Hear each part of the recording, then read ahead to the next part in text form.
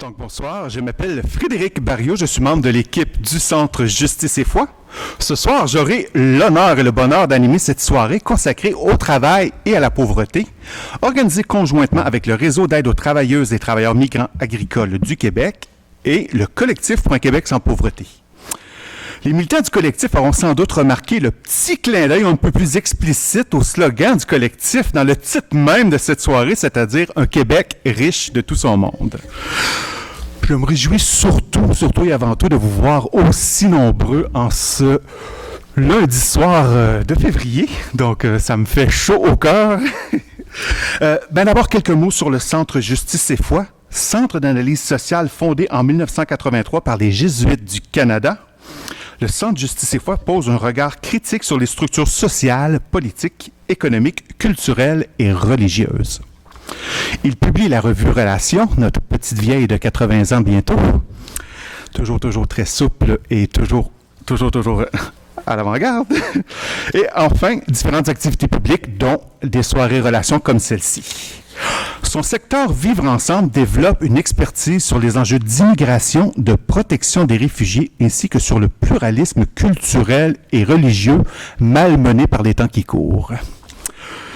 Avant de vous présenter nos panélistes, quelques mots sur la place centrale qu'occupe la lutte à la pauvreté dans l'histoire de la revue Relations et du Centre Justice et Foi.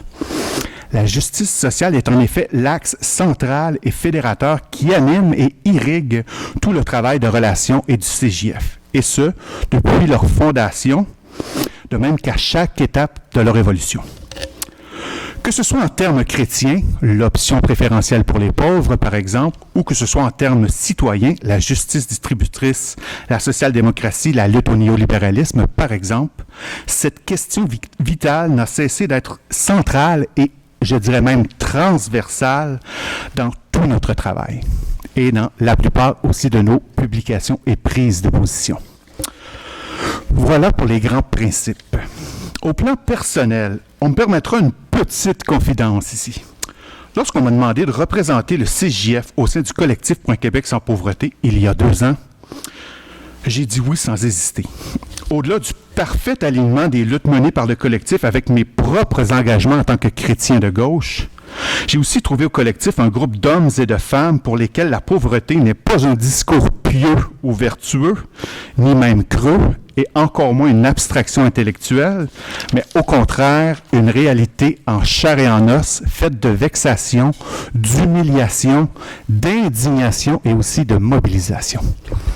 Oui, c'est bon. Trop de passion pour le micro.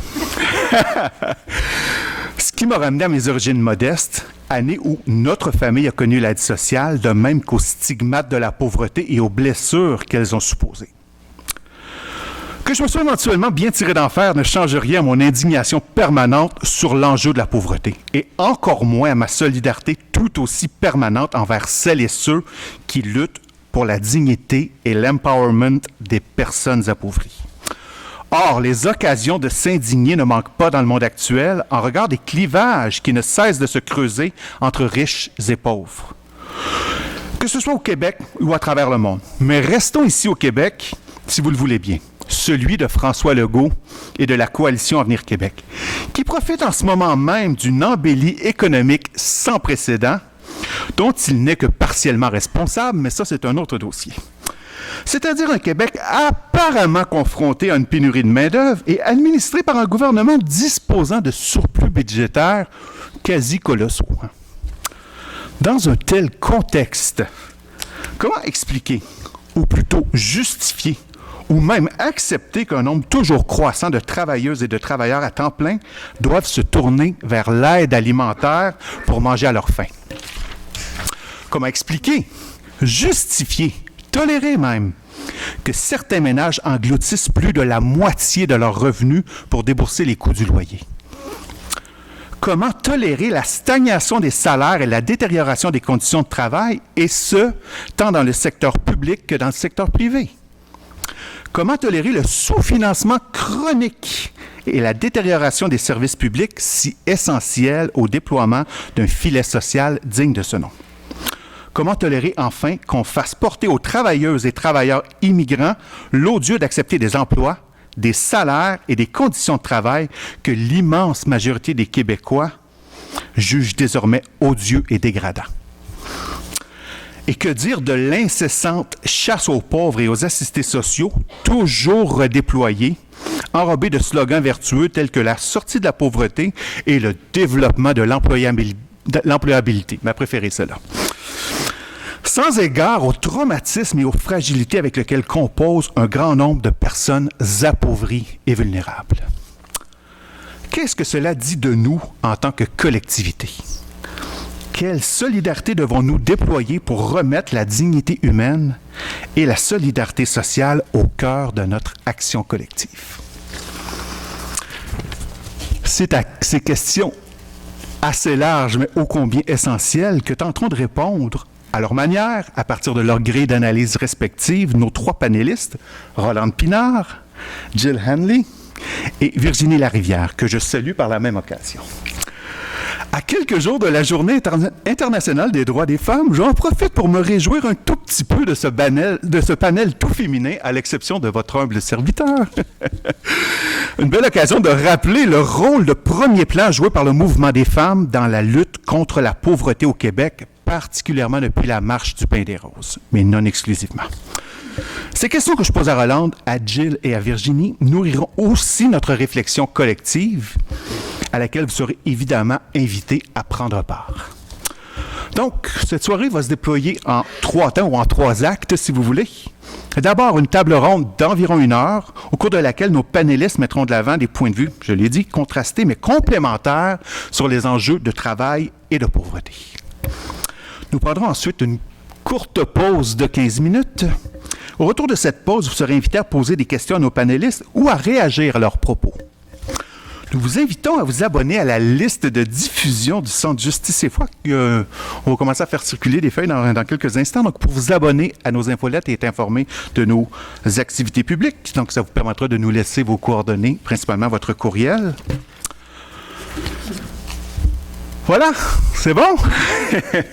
Donc, d'entrée de jeu, je vous présente Rolande Pinard. Donc, Rolande Pinard est sociologue. Elle a pratiqué la sociologie du travail en milieu syndical, puis la sociologie de l'emploi comme chercheure indépendante. Elle est l'auteure de La révolution du travail, de l'artisan au manager, publié aux presses universitaires de Rennes, dis-je bien, en 2000.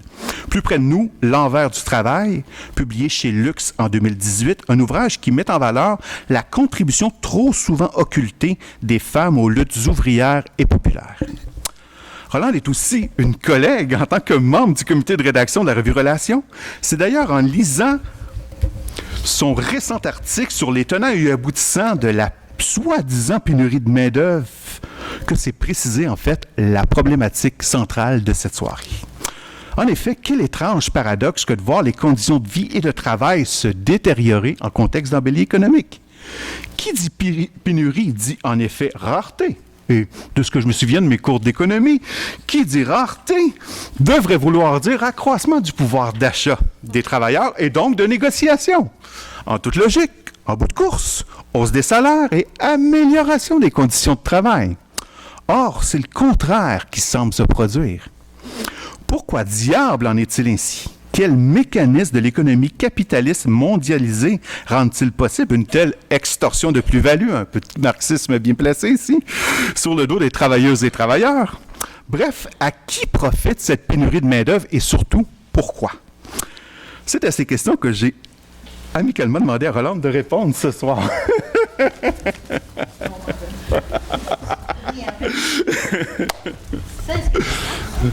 Oui, oui. Ah. Eh bien, bonsoir. Frédéric a bien annoncé ça. A bien annoncé le sujet. Et tout à l'heure, il était trop proche, lui. Oui, mais donc, cette question d'ouverture à l'effet que comment ça se fait que la précarité du travail, les salaires insuffisants coexistent avec une pénurie de main-d'œuvre qui, normalement, est le moment d'une amélioration des conditions. Je dirais que la réponse rapide, là, pour commencer, on penserait effectivement, comme disait Frédéric, que tout employeur censé verrait à améliorer ses conditions. Tout employeur qui a des difficultés de recrutement verrait à améliorer ses conditions, suivant la logique marchande qu'une marchandise voit sa valeur et son prix augmenter avec sa rareté. Mais le fait est que la force de travail des femmes et des hommes, qui est considérée comme une marchandise dans le système capitaliste, n'obéit pas seulement à la logique marchande. Elle n'est pas régie par la seule loi de l'offre et de la demande. Et c'est pour ça que par exemple, les femmes ont une force de travail qui n'est pas considérée au même titre que celle des hommes sur le marché du travail. La même chose pour les groupes racisés. Donc, dans les rapports capital-travail s'insèrent donc des rapports de sexistes et racistes qui produisent une discrimination qui vient aggraver et maintenir l'exploitation de plusieurs catégories de salariés. Donc, c'est ce qui explique que les difficultés de recrutement, moi que j'utiliserai plutôt que pénurie, sont pas nécessairement liées donc à une rareté ou à une pénurie de main-d'œuvre. En fait, les supposées pénuries dont on nous rebat les oreilles ces derniers temps peut être attribué en grande partie au processus même de précarisation de l'emploi qui a cours depuis une quarantaine d'années. À l'exploitation accrue qui s'ensuit, c'est-à-dire la stagnation des salaires, les mauvaises conditions de travail, l'exclusion des protections sociales et de certains droits économiques et sociaux. Donc, c'est les pénuries, on peut ce qu'on appelle des pénuries, et donc les attribuer à certaines décisions des entreprises dans le passé et aussi actuellement. Dans le passé, je vais revenir un peu sur comment on peut expliquer les difficultés de recrutement actuellement. Dans les années 80, il y a eu un processus de désindustrialisation très fort qui a amené une hécatombe des emplois dans les secteurs syndiqués à gros salaires, dans des emplois stables, donc qui formaient le cœur du syndicalisme nord-américain depuis les années 50. Alors, cette désindustrialisation était attribuable à des délocalisations sous des cieux plus cléments à l'exploitation des salariés. Ça a provoqué un affaiblissement important des syndicats, et ça dans tous les pays du Nord, avec donc la perte de membres, le cœur du syndicalisme, le cœur des syndicats. Ça a causé évidemment des surplus de main-d'œuvre qui ont été disponibles pour l'explosion des emplois précaires qui va s'intensifier à partir de ces années-là. À peu près, dans la même période, dans les années 80-90, il y a aussi eu des réorganisations d'entreprises très importantes, souvent sous la pression du capital financier, pour externaliser des pans complets de la production dans les grandes entreprises qui, encore une fois, venaient provoquer des pertes d'emplois syndiqués dans les grandes entreprises, pour donc confier ces activités jugées périphériques au cœur du métier des grandes entreprises à des fournisseurs et sous-traitants. Des PME en général qui deviennent assujettis aux exigences des grandes entreprises clientes en termes de quantité à produire, de qualité, de prix, de livraison en juste à temps au moment et au lieu requis, en quantité requise. Et ce qui fait que chez ces petites et moyennes entreprises qui deviennent les fournisseurs des grandes entreprises sont assujettis donc aux demandes, aux commandes, au carnet des commandes, ce qui fait qu'ils doivent faire des mises à pied, des rappels récurrents. Alors quand les commandes augmentent, il faut qu'ils trouvent la main-d'œuvre nécessaire, qu'ils ne trouvent pas nécessairement, d'où des difficultés de recrutement qui sont aggravées, par exemple, dans une période comme la période actuelle de bas taux de chômage. C'est donc des difficultés de recrutement qui sont provoquées par ce qu'on pourrait appeler une main-d'œuvre à la carte, liée à la flexibilité de l'emploi là, qui est promue partout. En même temps, donc, que ces deux phénomènes, désindustrialisation, réorganisation des entreprises, il y avait des réductions drastiques de personnel selon le modèle japonais de la lean production. Selon, censément, on est toujours capable de faire plus avec moins. Donc, ce qui fait que les entreprises se sont rendues vulnérables à des départs impromptus, imprévus, pour toutes sortes de raisons, puisqu'elles ont fait le tour autour d'elles, d'où des difficultés de recrutement aggravées. Et évidemment, la précarisation des emplois qui s'est poursuivie depuis une quarantaine d'années, c'est lié au fait que les entreprises nord-américaines ne sont assujetties à aucune contrainte légale en matière d'emploi. Par exemple, comme en France, elles peuvent le détruire, le réduire, le précariser à leur guise. Et donc, cette liberté complète qui est laissée aux entreprises, qu'on appelle aussi flexibilité, beaucoup de nos jours, est maintenant est aussi aggravée par des politiques gouvernementales dont mes deux compagnes vont vous entretenir après moi. Alors, cette précarisation qui crée des emplois sous-payés avec des mauvaises conditions de travail et d'emploi sont souvent l'objet de taux de roulement très élevés. Parce que un petit boulot en vaut un autre et les gens vont changer souvent d'emploi. C'est le cas beaucoup dans le commerce de détail, la restauration, l'entretien ménager, les préposés aux bénéficiaires de résidences privées. Donc, ça veut dire que les employeurs sont comme à la recherche constante d'employés, d'où, encore une fois, difficulté de recrutement qui est associée à une pénurie de main-d'œuvre. Mais en fait, c'est pas une pénurie vraiment, c'est que la mobilité des salariés fait que les employeurs sont à la recherche constante de nouveaux employés.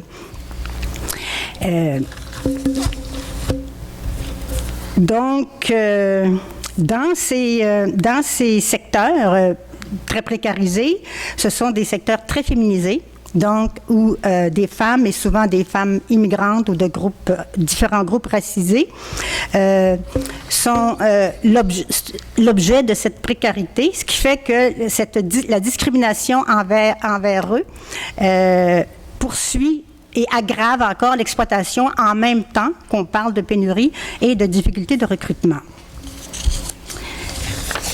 D'où l'apparent paradoxe dont parlait Frédéric au début. La multiplication des statuts d'emploi provoquée par les décisions des employeurs, mais aussi par différentes politiques gouvernementales, brise les solidarités et aggrave la concurrence entre les différentes couches du précariat, qu'on peut appeler, et du salariat. On parle de plus en plus de précariat globalisé, justement, à cause de du recours à une main-d'œuvre immigrante et de migrants temporaires pour travailler dans ces emplois précaires, au lieu d'améliorer les conditions. Donc, on les fait venir pour travailler dans les mêmes conditions pénibles, qui fait que c'est déjà difficile de combler les postes. Alors, rareté et surplus de main-d'œuvre sont des phénomènes récurrents dans l'histoire économique. Et historiquement, comme disait Frédéric, en général, en période de prospérité économique et de bas taux de chômage comme on a actuellement, il y avait un rapport de force favorable pour les travailleurs qui faisait qu'ils pouvaient améliorer leurs conditions de travail et leur salaire, et donc améliorer leur sort. Depuis une quarantaine d'années, ça n'a plus l'air de fonctionner parce que la stagnation des salaires persiste toujours, les inégalités augmentent, l'appauvrissement des travailleurs-travailleuses du bas de l'échelle. Il y a toutes sortes de raisons, mais je pense qu'une des raisons importantes, moi, que je trouve, c'est qu'on est dans une économie de services maintenant et non plus dans une économie industrielle comme avant jusqu'aux années 50, 60, et que ce sont aussi des secteurs, surtout dans les postes subalternes, qui sont très féminisés et où la discrimination contre les femmes est toujours très active. Et dans ces secteurs-là, dans les services, la forme dominante du syndicalisme qu'on connaît depuis les années 30-40 en Amérique du Nord, c'est un syndicalisme qui est très mal adapté aux employés de service. C'est une syndicalisation par entreprise qui est fondée sur le rapport de force employeur-employé, qui est adapté aux grandes corporations, là où il y avait des masses de travailleurs qui avaient une force collective compatible avec ce type de syndicalisme enfermé dans le milieu de travail. Mais dans les services ou dans des petites et moyennes entreprises, cette forme de syndicalisme-là est très peu efficace, on pourrait dire, pour améliorer le sort des travailleurs.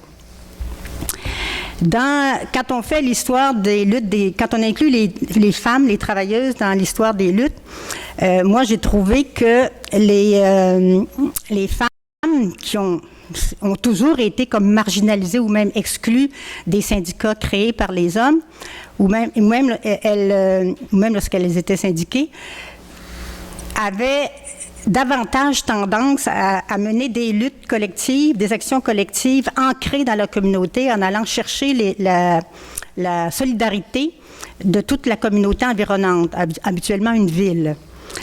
Et cette forme de lutte collective que j'ai repérée à différentes périodes de développement du capitalisme, elle se poursuit aujourd'hui dans certains domaines. Les exemples qui sont souvent donnés en relations industrielles, le premier, on pourrait dire, c'est celui de la syndicalisation des aides à domicile à Los Angeles, qui a commencé dans les années 80 et qui s'est conclu une douzaine d'années plus tard, des années 90, qui a été lancé par un syndicat des employés de service aux États-Unis, qui est aussi présent au Québec et au Canada, en comptant sur la mobilisation de ces femmes qui travaillaient d'une manière éparpillée, dispersée, en les regroupant, en les mobilisant, elles ont créé des réseaux de solidarité avec les usagers et les usagères, avec les personnes vulnérables dont elles prenaient soin parce qu'elles ne voulaient pas faire des grèves pour les laisser seules. Donc, solidarité avec les usagers et les usagères, avec des groupes religieux de la ville, avec d'autres syndicats, d'autres groupes sociaux, des politiciens favorables, sympathiques à leur cause. Et après une douzaine d'années, plus de 70 000 donc, aides à domicile ont réussi à se faire reconnaître le droit d'association, malgré qu'elles n'avaient pas un employeur unique comme la loi états-unienne, comme la nôtre, exige. Donc, c'était des femmes immigrantes, en grande majorité d'origine hispanique, délaissées par le syndicalisme dominant comme des causes perdues d'avance. Donc, ce retour à la communauté, comme dans des luttes passées, a donc eu plus de succès que des rapports de force privés à l'intérieur d'un milieu de travail entre employés et employeurs. Il y a d'autres exemples comme ça aux États-Unis. Moi, j'ai regardé surtout les États-Unis parce que c'était le lieu du développement vraiment du capitalisme des grandes corporations puis du capitalisme mondialisé aussi aujourd'hui.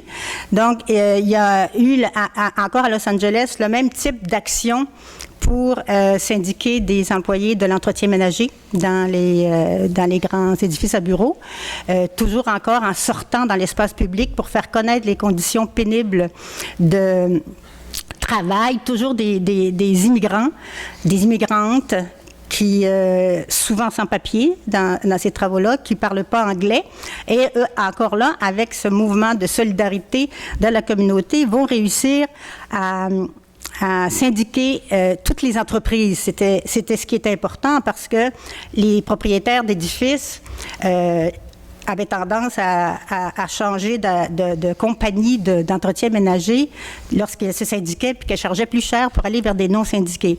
Donc, la réponse était de syndiquer toutes les entreprises du côté de Los Angeles, ce qu'ils firent.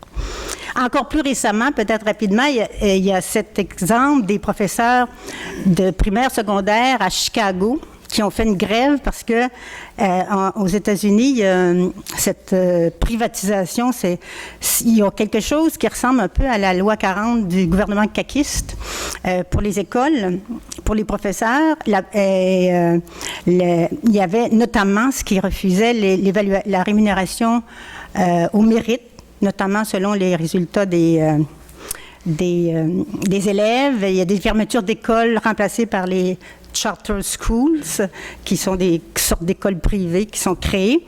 Donc, le syndicat des professeurs de Chicago a développé depuis 2010 comme les femmes de Los Angeles, tout un mouvement de solidarité avec les parents d'élèves, avec les élèves, avec des groupes de la communauté dans la ville de Chicago.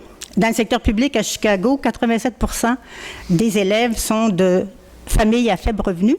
Donc, en créant un mouvement de solidarité dans la ville, c'était la première grève victorieuse depuis un quart de siècle. Ils ont réussi à faire reculer parce que c'est le maire à Chicago qui décide un peu comment va marcher le système d'éducation avec une sorte de PDG comme la loi 40 prévoit, qui gère le district scolaire. Donc, alors, un autre exemple de lutte ancrée dans la communauté qui donne une force collective plus grande que le rapport de force traditionnel associé au syndicat dans un milieu de travail. Alors, ce que ces exemples-là nous montrent, ce que je trouve, c'est que ça fait ressortir le fait que le travail n'est pas que l'affaire des travailleurs et de leur employeur, c'est l'affaire de toute la communauté, c'est l'affaire de toute la société. On est tous concernés quand des gens se font exploiter de manière indigne. Et donc, ce genre de lutte fait ressortir, rend visibles les conditions de travail inacceptables de certaines catégories de salariés. Donc, ça rompt avec cette idée que les relations de travail, c'est une affaire privée, enfermée dans le milieu de travail. Je dirais que les leçons, pour accélérer, les leçons de l'histoire et les leçons de ce type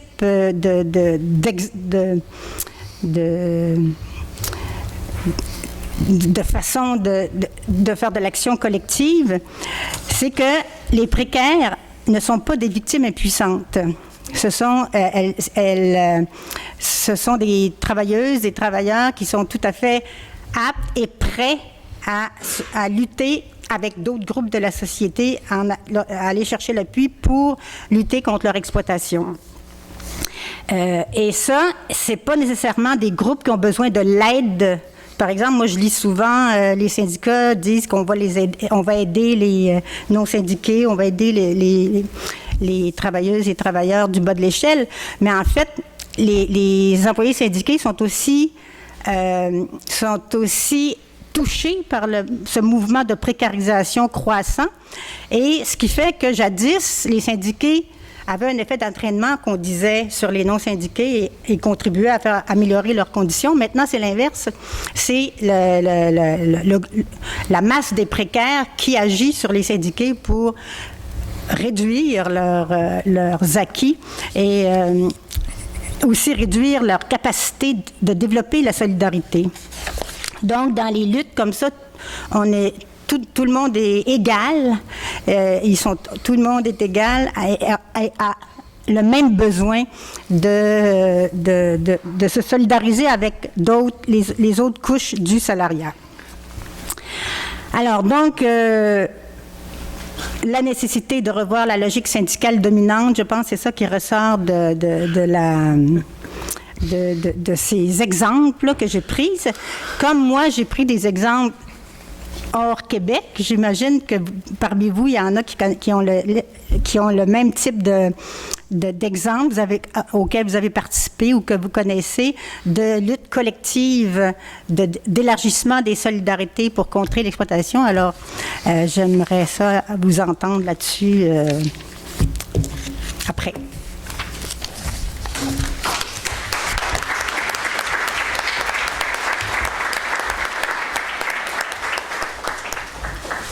Merci beaucoup, Rolande. Je vous présente Jill Hanley, qui est professeure à l'École de travail social à l'Université McGill, dis-je bien, ouf. Elle enseigne des cours sur les politiques sociales, la pratique communautaire et la migration. Elle est également cofondatrice du Centre des travailleurs et travailleuses immigrants et directrice scientifique de l'Institut universitaire Sherpa.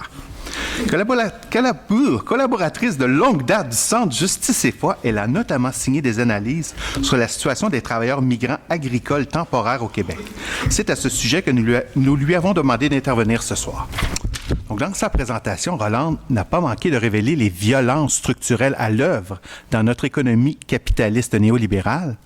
Or, cela n'est pas sans incidence sur le monde agricole québécois, en raison de son insertion dans un marché capitaliste mondialisé et de plus en plus déréglementé.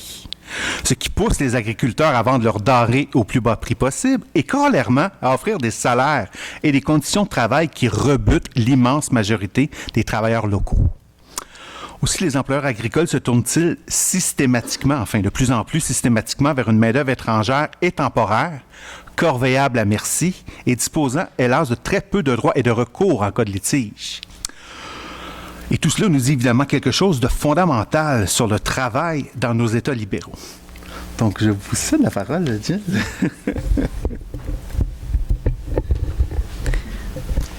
Merci beaucoup. Je suis contente d'être ici avec vous ce soir. Je vais parler de comment les politiques d'immigration jouent pour rendre différents travailleurs et travailleuses vulnérables à la pauvreté et comment c'est un outil un peu pour garder les gens dans cette situation. Je vais parler, oui, de travailleurs agricoles, mais je vais parler d'autres catégories de travailleurs aussi pour montrer comment c'est tout un système de politique qui crée des catégories de travailleurs pauvres. Alors, je vais commencer par faire une petite introduction aux politiques d'immigration pour ceux qui sont peut-être un peu moins familiers avec ça. Et après ça, trois études de cas de travailleurs migrants. Premièrement, les travailleurs étrangers temporaires dont on retrouve les travailleurs agricoles. Je vais parler des demandeurs d'asile parce qu'il y a des milliers qui sont arrivés récemment.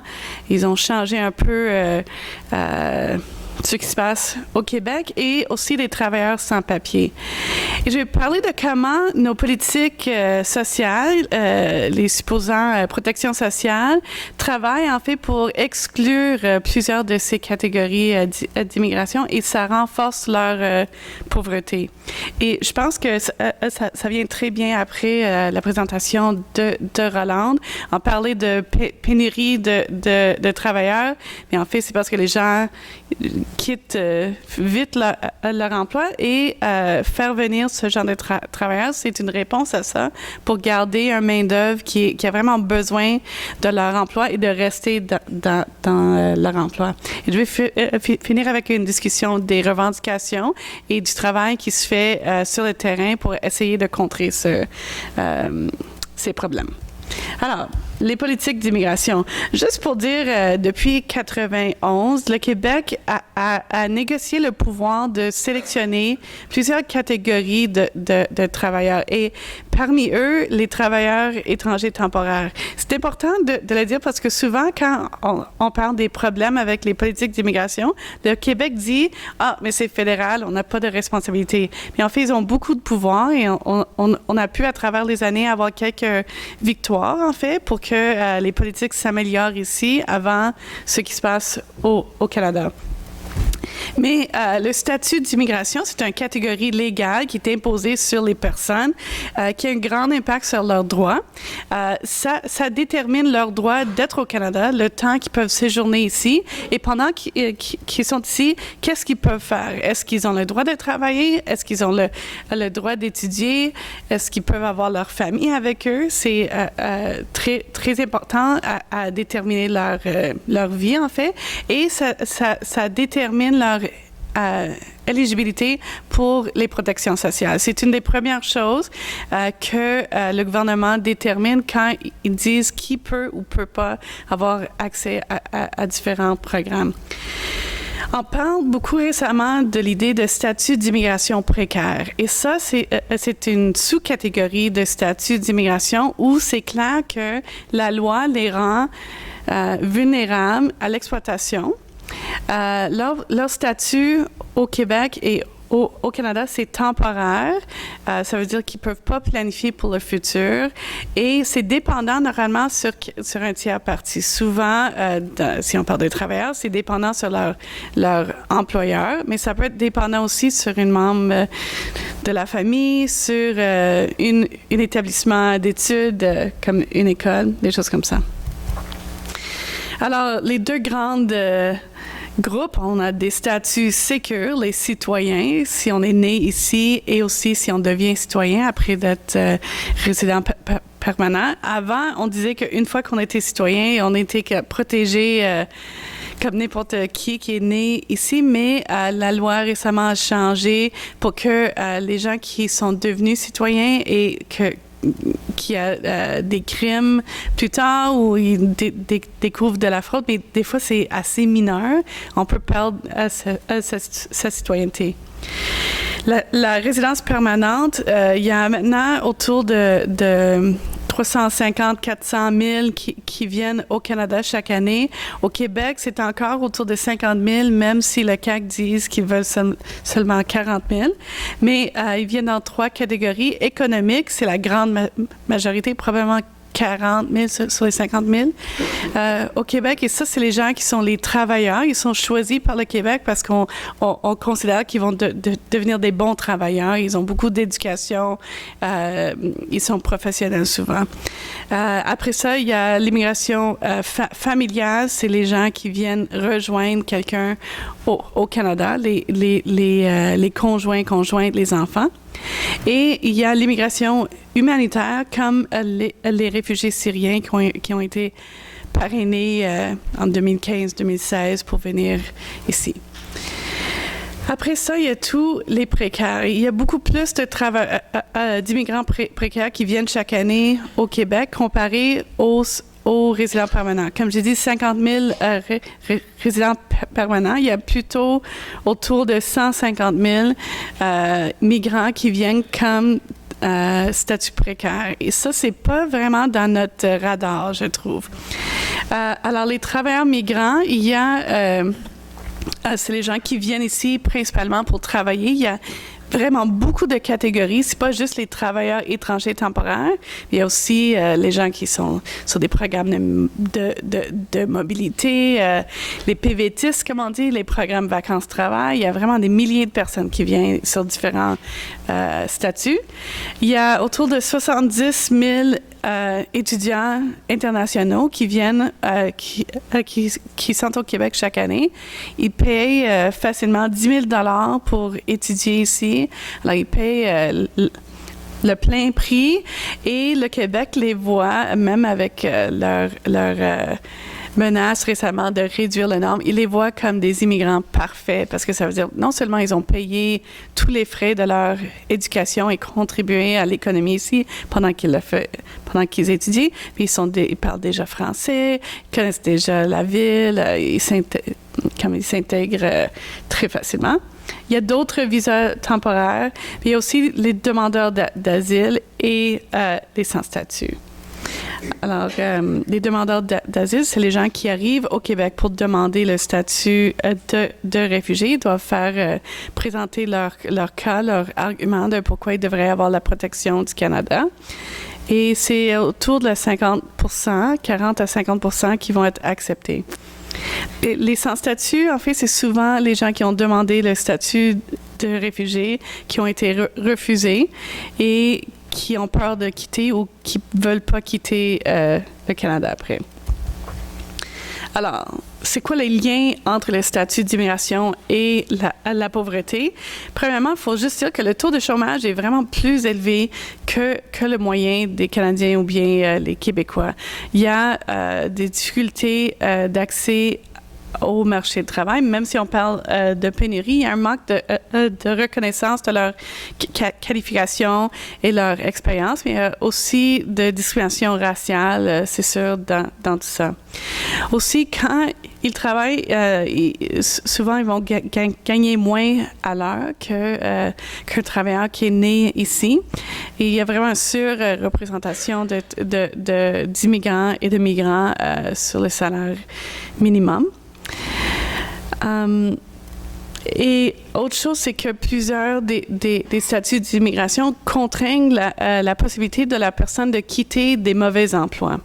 Alors, si son permis de travail a le nom d'un tel employeur dessus, on ne peut pas décider que les conditions sont mauvaises et qu'on va chercher quelque chose de meilleur. On est obligé de rester avec lui si on veut rester au Canada. Alors, voici trois exemples. Alors, les travailleurs étrangers temporaires, il y a, comme j'ai dit, autour de 70 000 présents chaque année. Leur permis de travail est fermé. Ça veut dire que leur employeur est nommé dessus. Ils ont seulement le droit de travailler pour cet employeur pour un temps limité. Et souvent, ils s'endettent pour se rendre au Canada. On entend souvent des travailleurs qui payent 10 000 $, 20 000 $ pour accéder à un contrat pour venir au Canada et ils ont vraiment besoin de travailler assez longtemps pour payer ça et aussi envoyer de l'argent souvent à leur famille qui est dépendante dans le pays d'origine. C'est seulement les travailleurs considérés qualifiés qui ont le droit de venir avec leur famille. Alors, au moins la moitié de ces 70 000 sont séparés de leur famille et souvent pendant des années. L'autre chose qui est vraiment un grand problème, c'est qu'ils sont facilement renvoyés dans leur pays d'origine s'ils rencontrent des problèmes. S'ils font des plaintes contre leur employeur, des fois même juste s'ils demandent des questions sur le salaire, sur les conditions de travail, s'ils ont un accident au travail ou s'ils ont des difficultés de santé mentale pendant un bout de temps, l'employeur peut les utiliser pour soit les convaincre ou bien les forcer de retourner dans leur pays d'origine et c'est quelque chose qui fait vraiment peur aux travailleurs.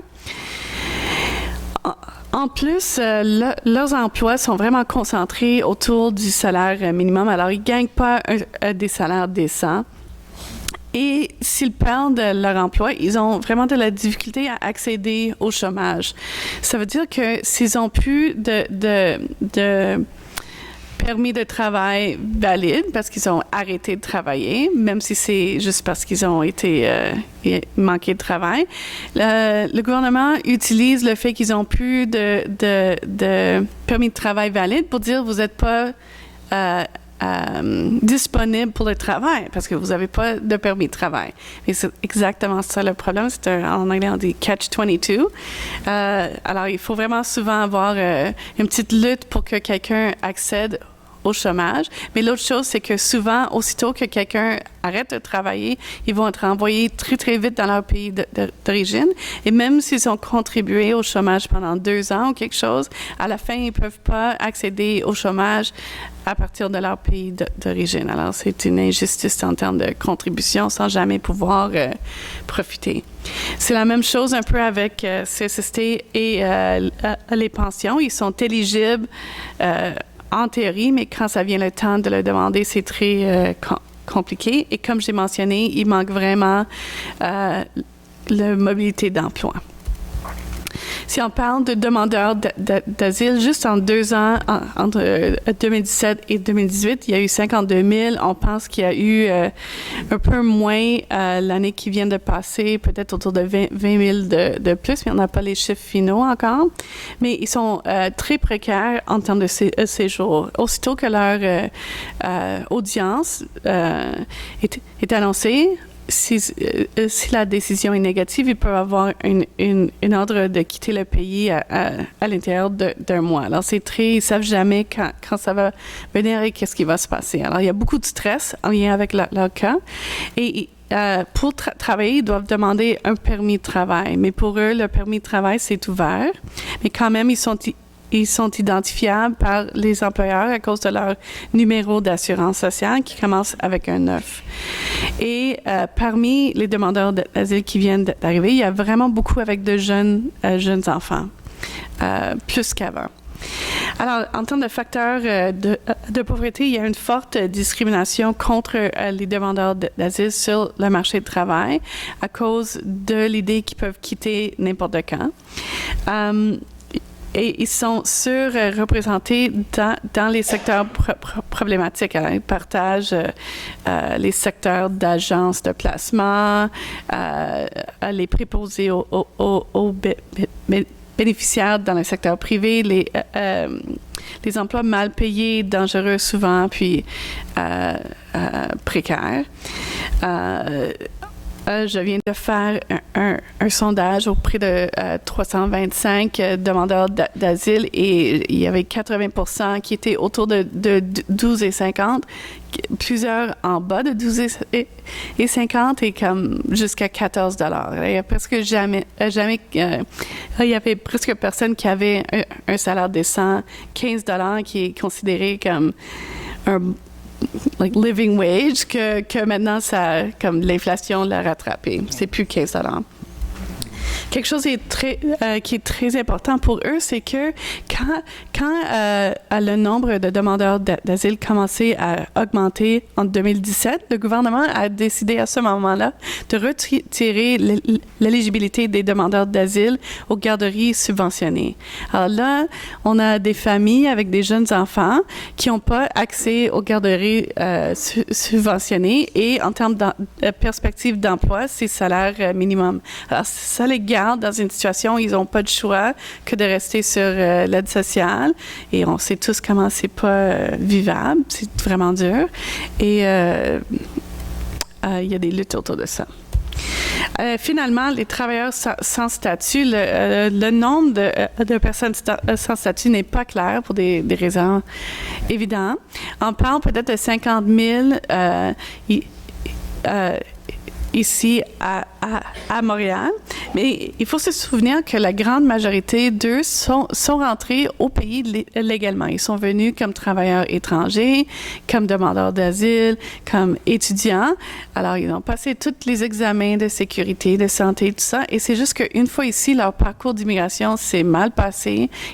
Ils ont eu des difficultés, mais c'est important de savoir aussi qu'un grand nombre d'eux vont finir par régulariser leur statut par différents moyens. Alors souvent, pour une personne sans papier, c'est un moment temporaire, vraiment difficile et pénible, mais beaucoup d'eux deviennent finalement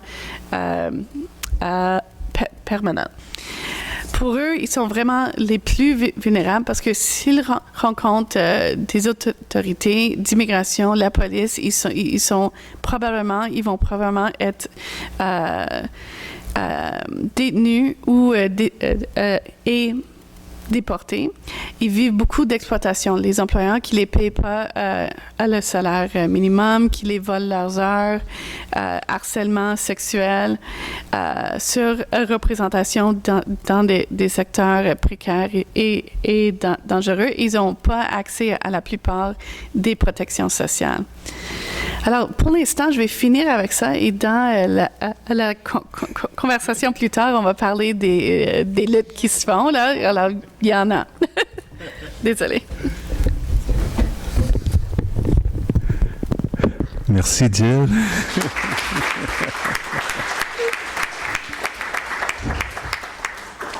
La dernière et non la moindre, Virginie Larivière, donc organisatrice politique et porte-parole du collectif pour un Québec sans pauvreté. Virginie Larivière est diplômée en sciences politiques et en sciences de l'environnement. C'est aussi une collaboratrice de longue date de la revue Relations où elle a signé plusieurs textes au cours des dernières années. Le dernier en liste, dans le numéro 800 de l'hiver dernier, sur les plus récents plans de lutte à la pauvreté, et j'ajouterais même leur raté. Donc, j'ai demandé à Virginie de réfléchir avec nous sur l'injonction, sinon le culte du travail, si cher à la rhétorique néolibérale, rhétorique qui s'y prend à chanter les mérites du travail salarié, dont on a eu une idée ici quand même assez négative, enfin, dans les deux premières présentations.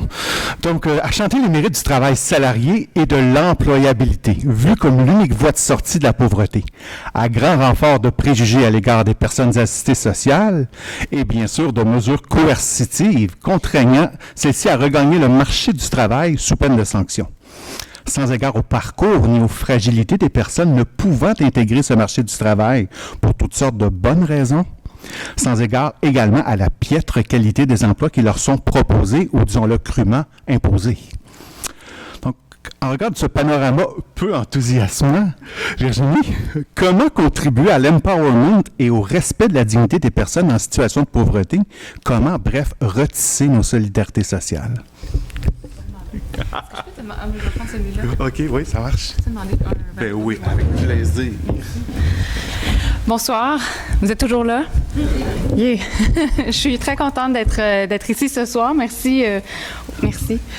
Merci au Centre Justice et Foi pour l'invitation puis pour l'organisation de cette discussion. En fait, je pense que à toutes les trois, on couvre en fait différents angles morts de cette supposée embellie économique que le Québec vit en ce moment. On voit bien que les mécanismes du capitalisme se jouent des travailleurs au bas de l'échelle, des travailleurs et travailleuses immigrantes. Et comme le titre de la soirée, en fait, c'est un Québec riche de tout son monde, j'avais envie un peu de concentrer ma présentation sur les personnes à cité sociale, les sans-travail.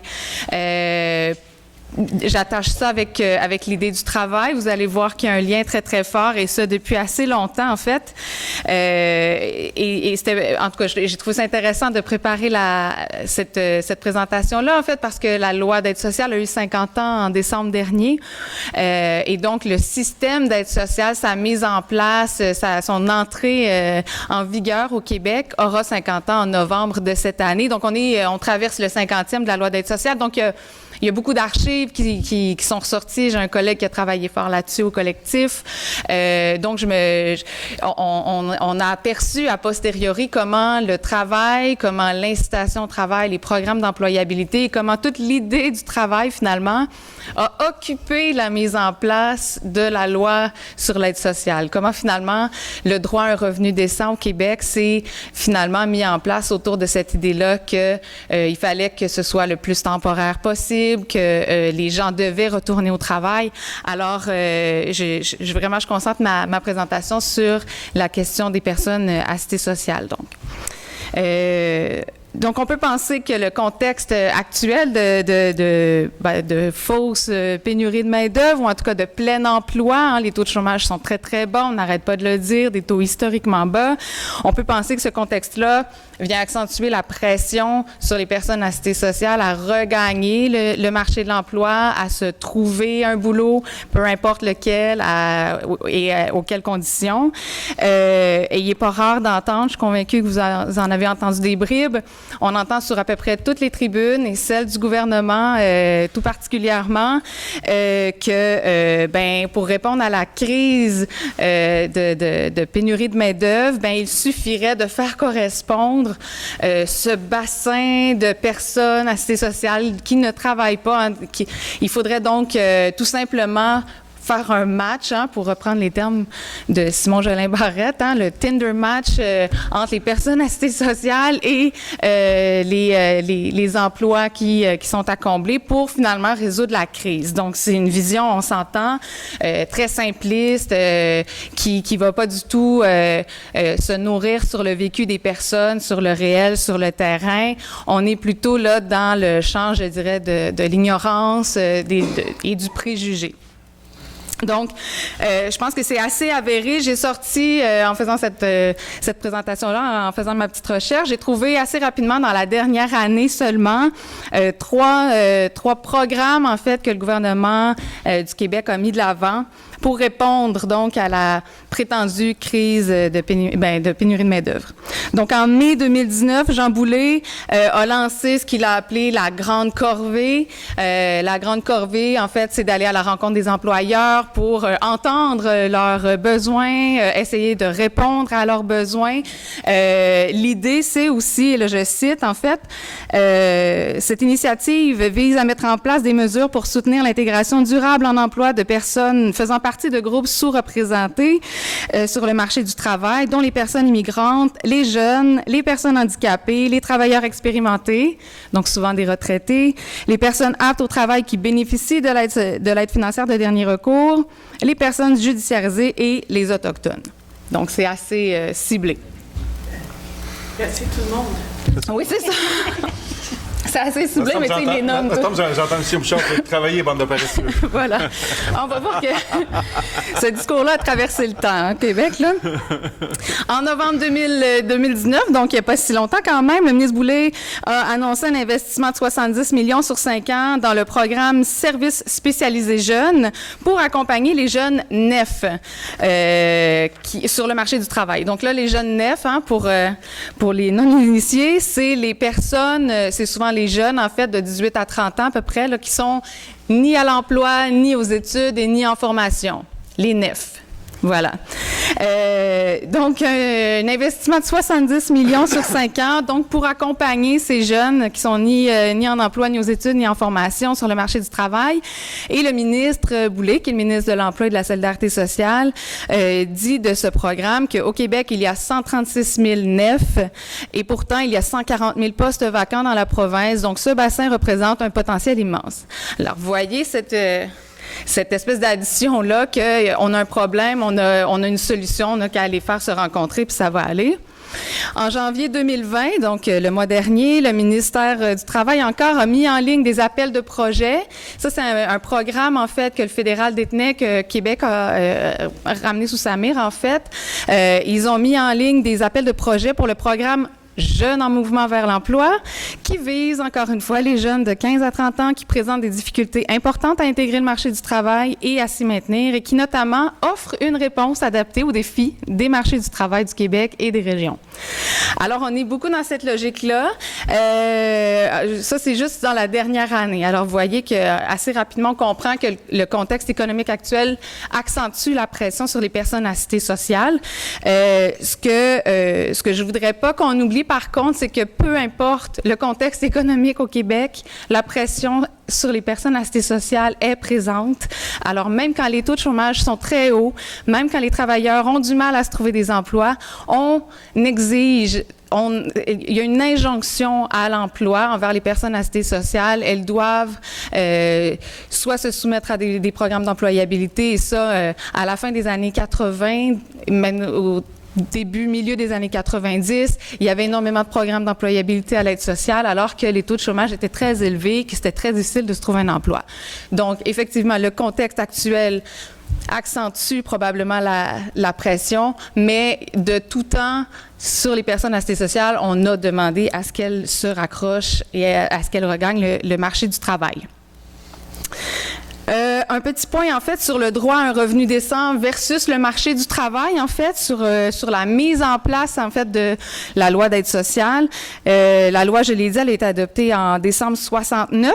C'est le rapport du comité d'études sur l'assistance publique, mieux connu sous le nom de rapport Boucher, qui, lui, a été déposé en 63. Ce rapport-là a vraiment mis les grandes lignes, les grands principes de la loi d'aide sociale. Et mon collègue Olivier Ducharme a écrit un texte dans la revue sur tous les détails de ce rapport-là et de comment il s'est incarné dans l'adoption de la loi. Donc, je vous invite à le lire. Je ne vais pas aller dans les fins détails, mais je voulais quand même dire ici que, dès le départ, le droit à un revenu décent s'est opposé au principe de ce que le rapport Boucher appelait la réadaptation. Alors, la réadaptation, en 63, ce que ça voulait dire, en fait, c'est que la réadaptation provient de l'ensemble des efforts qui tendent à réinstaller les individus et les familles dans les conditions acceptables d'existence où ils pourront à nouveau faire face à leurs responsabilités individuelles et familiales et suffire par eux-mêmes à leurs propres besoins. Alors, dès le départ, il y avait quand même de très bonnes idées, il y avait de très bonnes recommandations dans le rapport Boucher, mais il y avait quand même là cette idée que les personnes devaient retrouver leur autonomie financière, qu'elles étaient responsables de leur situation et que donc, il fallait pas trop en donner. Si je me trompe pas, j'ai même une citation du ministre de la Famille. Et juste un petit peu avant l'adoption de la loi d'aide sociale, en fait, le gouvernement avait mis en place 3 expériences pilotes qui s'appelaient, tout ça était regroupé dans un petit fascicule qui s'appelait « Retour à la vie normale de l'assisté social ». Alors, si vous allez trouver l'article de mon collègue Olivier dans la revue Relations, vous allez pouvoir voir en fait l'illustré de ce fascicule-là, qui est quand même, qui traduit son époque, là, j'imagine, dans le dessin et tout, mais on voit un homme donc qui est recroquevillé sur lui-même, qui est visiblement très malheureux et qui, grâce à ses expériences pilotes-là d'insertion à l'emploi, se déplie, se déploie. Et le dernier homme, au bout de la ligne, finalement, il est complètement déplié, il y a une mallette, une cravate et ainsi va la vie.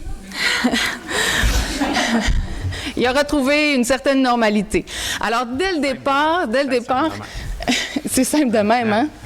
Mais dès le départ, en fait, il y a cette idée-là que si on ne travaille pas, que les sans-travail, en fait, sont anormaux, que l'idée de ne pas travailler est anormale. Il y a comme un état de morbidité auquel il faut remédier absolument, puis le remède, c'est le travail, le remède, c'est l'employabilité, l'insertion au travail. Et on n'a que ça à la bouche dans tous les plans d'action gouvernementaux sur la lutte à la pauvreté. Le travail, c'est comme la clé de voûte.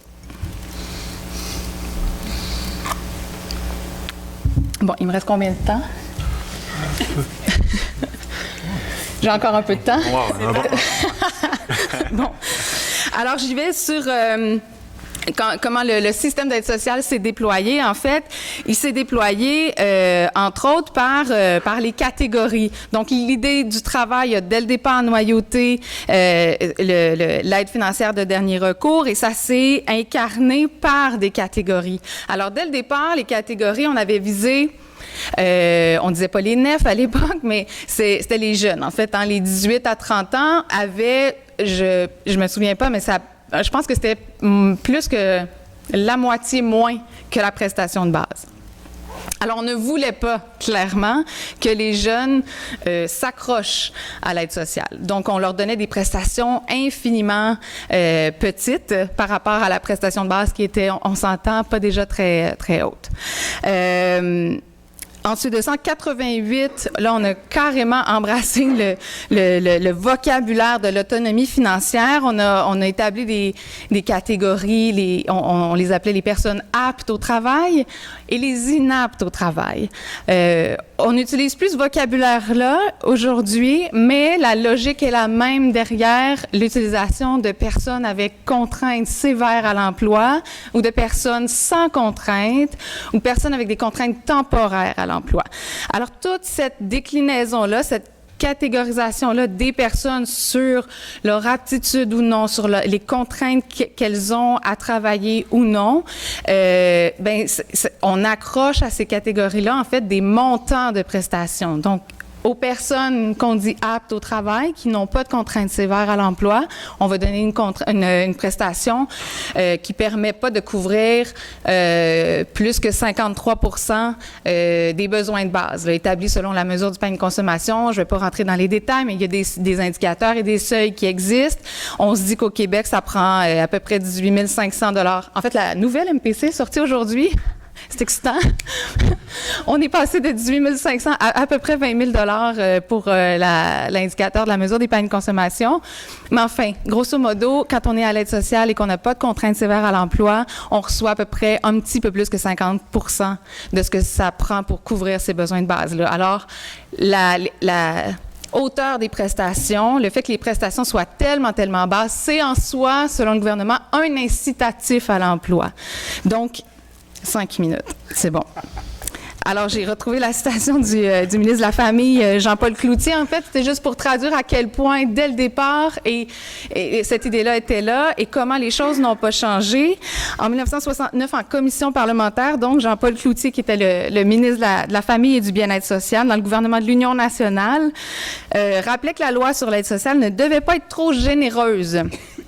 Et là, je cite, car cela pourrait inciter certains éléments de la population à réclamer des prestations et à venir grossir les rangs des assistés sociaux.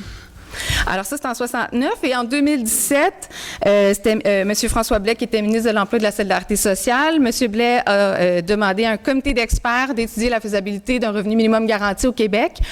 Et ce comité d'experts-là a déposé son rapport en novembre 2017.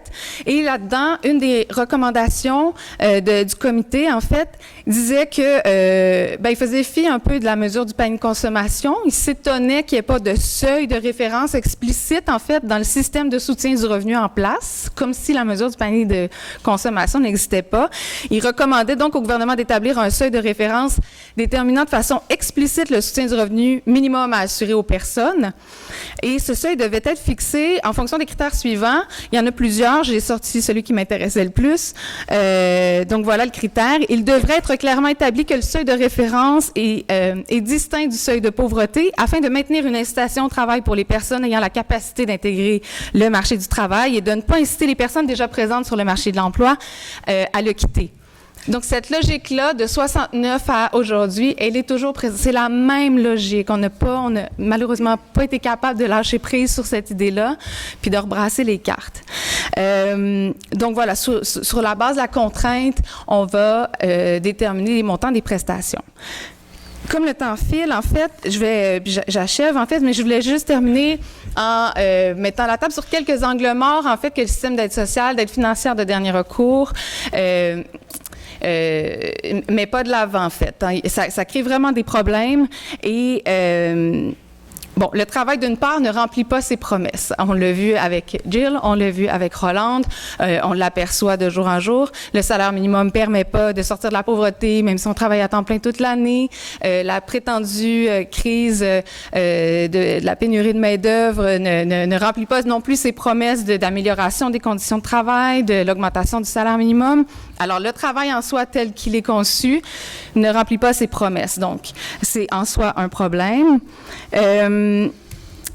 En général, le marché du travail, mais aussi le système d'aide sociale, d'aide financière de dernier recours, n'a que faire de la réalité des personnes, de leur vécu, de leur parcours. Et on oublie souvent que les personnes à cité sociale, en fait, elles ont le droit de travailler et elles travaillent. Et elles ont le droit de garder de mois en mois ce qu'on appelle des gains de travail permis. Elles ont le droit de garder 200 $ par mois. Et si elles travaillent 200 $ par mois, là, actuellement, c'est à peu près 4 heures de travail par semaine. Alors, trouvez-vous un employeur qui veut vous employer, qui veut vous engager pour 4 heures par semaine. Au-delà de 200 $ de gains permis par mois, on vous coupe dollar pour dollar sur la prestation du mois suivant. Donc, tout le système appelle ces mécanismes-là de l'incitation au travail, mais malheureusement, ça a vraiment l'effet contraire. C'est très difficile de se trouver un emploi 4 heures par semaine et c'est pas très incitatif de voir ses revenus coupés entièrement sur sa prestation d'aide sociale. Alors, vous voyez qu'il y a déjà une logique qui est un peu trompeuse. Et je voulais aussi, en terminant, mentionner qu'on fait très peu de cas, en fait. En fait, c'est comme une non-possibilité que d'aborder la question du travail qui rend malade et qui amène des personnes à l'aide sociale. Et la difficulté de faire reconnaître des contraintes, que ce soit temporaires ou sévères, c'est extrêmement difficile. Il y a beaucoup de contraintes ou en tout cas de conditions qui ne sont pas reconnues par le système d'aide sociale. C'est excessivement difficile. Et toute cette réalité-là, en fait, il y a comme une non-possibilité, en fait. Il ne peut pas y avoir de discussion sur la place du travail, donc, qui rend malade et des conditions qui devraient être reconnues comme des contraintes et qui ne le sont pas. Donc, voilà. Donc, il y aurait matière à brasser tout ça puis amener des campagnes autour de ça.